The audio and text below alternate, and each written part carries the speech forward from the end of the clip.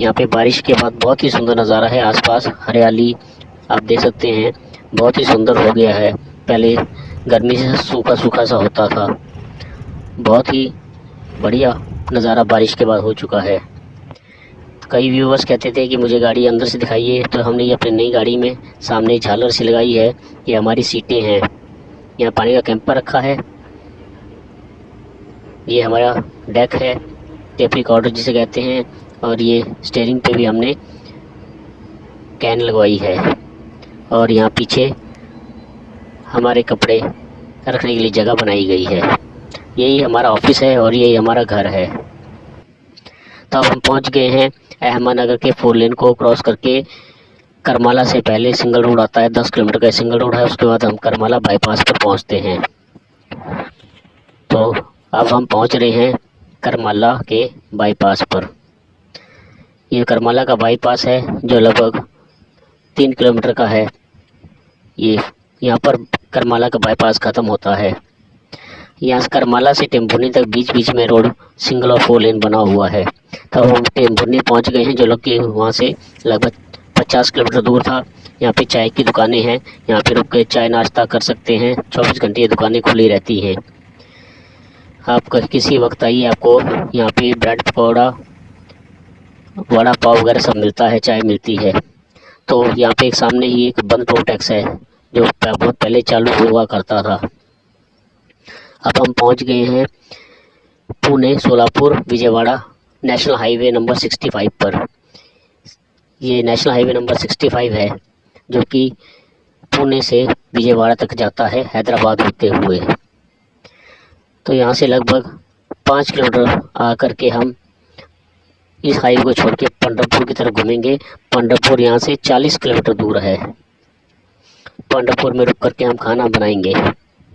तो सामने पंढरपुर का बाईपास है जो कि इंदापुर के लिए जाता है, सोलापुर से इंदापुर के लिए।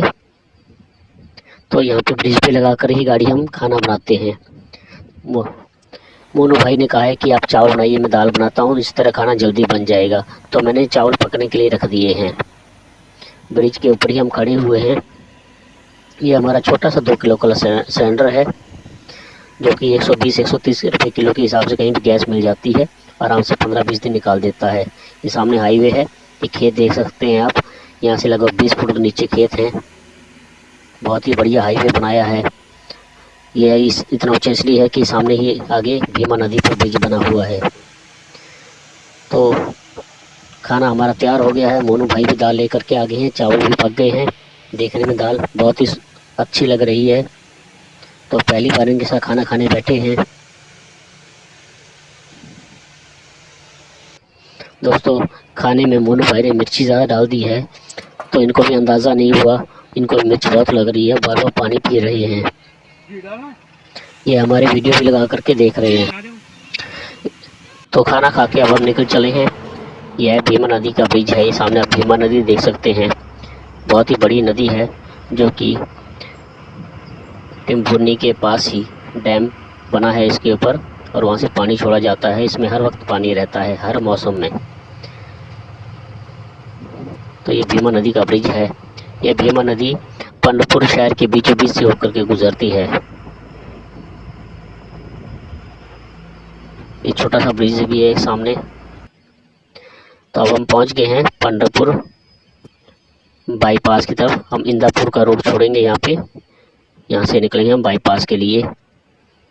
4-5 टर्न है इस बाईपास पर। नए ड्राइवर अक्सर यहाँ पर आकर के भूल जाते हैं।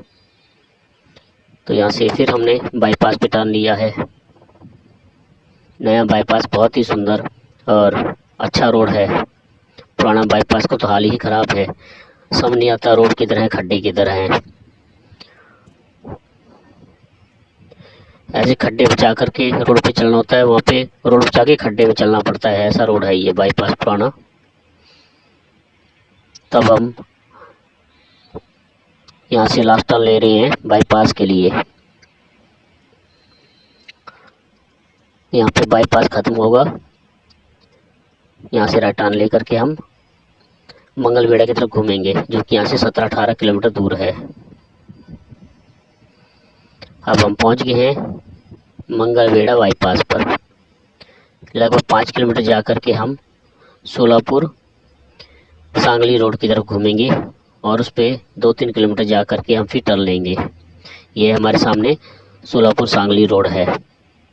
तो हम सांगली की तरफ घूमे हैं और अब पहुंच गए हैं हम आरटीओ नाके के पास। महाराष्ट्र का आरटीओ नाका आउट चेक पोस्ट है। तो यहाँ से हम आरटीओ नाके से निकल गए हैं। थोड़ी देर में हम कर्नाटका में एंटर करेंगे। दोस्तों, ये कर्नाटका है जो कि बहुत बड़े बड़े घास के मैदान हैं यहाँ पर, और सारा दिन जानवर इन घास के मैदानों में घूमते रहते हैं घास के लिए। बहुत ही सुंदर नज़ारा है इस वक्त कर्नाटका का।